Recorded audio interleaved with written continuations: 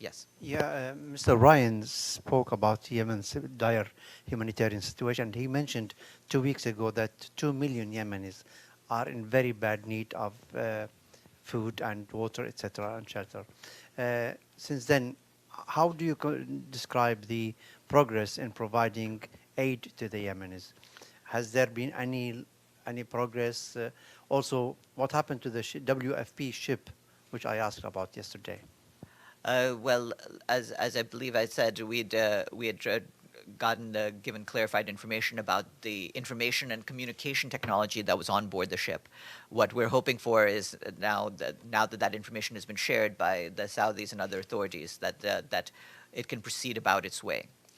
And Do you mean until now it hasn't been released from Jizan? I'm not aware that the ship had been released, but the information has been shared, and we're trying to coordinate to rectify any misunderstandings about the technology that had been on board, which was technology that was designed for a protection cluster. Over a week, I mean, it has been. Do you remember the date it was seized? It was seized. Yeah, it was more than a week ago. But like I said, we're trying to rectify the situation. I don't have anything about the freeing of the ship to report at this stage. Yes. So, how about the humanitarian situation? Is there any progress regarding these millions of people who are in need of them? Well, we're continuing as best we can to provide humanitarian aid in Yemen. But as you're aware, 4/5 of the country, 21 million people, are in some form of need, including, as you mentioned, 2 million that have very severe needs. We've been raising attention to this, including the needs for access and for funding, and we'll continue to do so. And Just a quick and our follow guest, up on Mr. that. And our guest, Mr. Quick Ging, may follow have. up on that. Yeah, Yes. going back to the issue of inspection and verifications, the mechanism. Does the vessel of WFP fall under that category? Is Saudi Arabia allowed to inspect any UN ships as such? You've heard what we've had to say about how we get aid into Yemen and the procedures we follow. In this case, we're making clarifications, and we trust that the matter will be resolved. But do they have the right to seize a ship like this? We have been working with all the authorities on the ground to make sure that our aid ships can go without hindrance. Is verification and inspection on now? Is it working now? Is it? We have a system in place, and we're relying on the system to make sure that aid can get to the people who need it.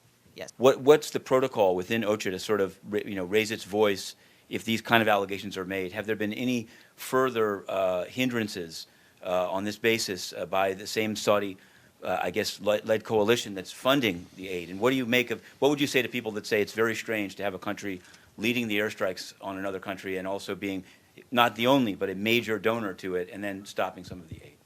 Okay, well, I think there's two questions there. On the first question, which is that there was an allegation, an assertion made that inappropriate equipment, as you outlined, was on that ship. That's actually been disproved.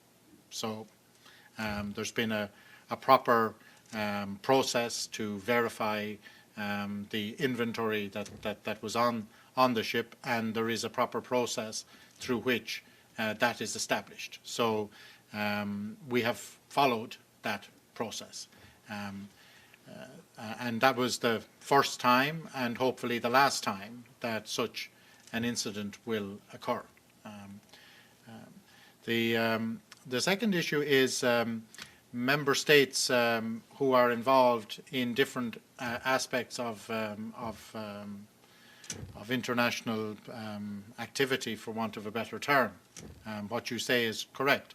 There's a coalition that are pursuing a military conflict in Yemen. Saudi Arabia is leading that military coalition.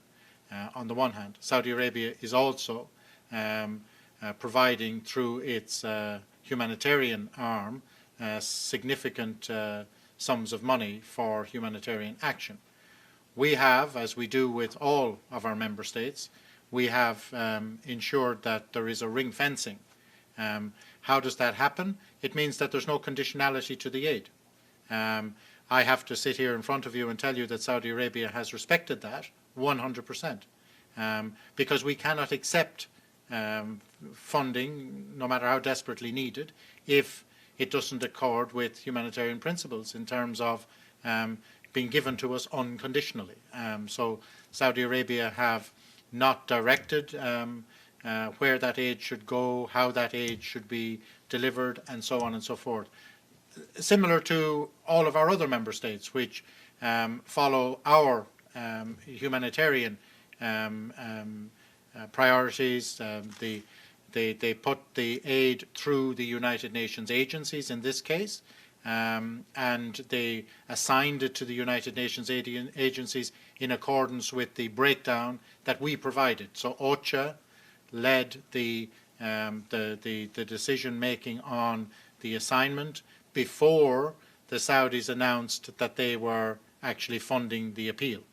And then when the Saudis gave the money, they simply assigned the money in accordance with the pre-identified allocation that we had said should occur. Equally, in the implementation of those programs, there has been no attempt by the Saudis to again direct the assistance through these United Nations agencies or their partners. So what we have is we have a member state who has significant capacity to support humanitarian action in a way that respects the neutrality, the impartiality of humanitarian action, and they have done so. And then at the same time, they are prosecuting a conflict through a military channel. That is not unusual, sadly, in this world of ours.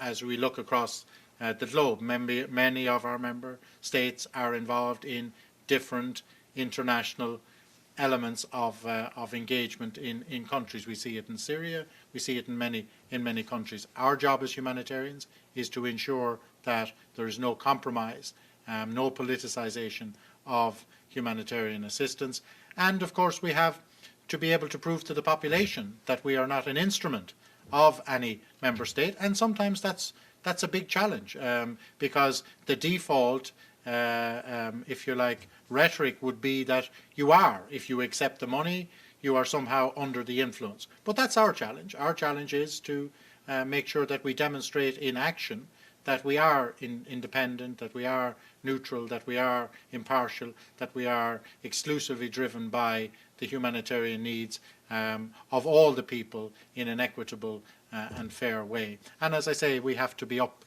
for that challenge. What about the coalition saying that the aid workers should leave Houthi-controlled areas? Do you see that as related? They might give you the money, but at the same time they say the people that would deliver the aid should leave the area controlled by their enemies. And that's not acceptable, and that's what we have said. They sent messages, that aid workers should vacate areas which are in Houthi military control, and we communicated very clearly that we wouldn't be doing that. Now, they said that they were saying that in the security interests of humanitarian staff. We thank them for their concern, but we have to continue to do our work in all areas, at all times, everywhere. It's a dangerous environment for humanitarian staff, and you know that humanitarian colleagues have tragically lost their lives in that theatre, as in many others. But absolutely, our message was unequivocal.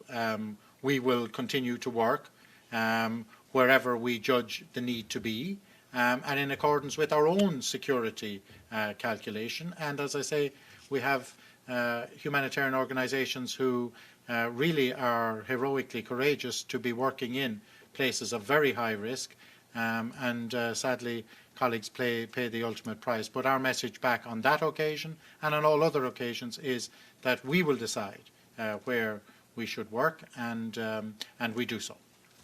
Thank you.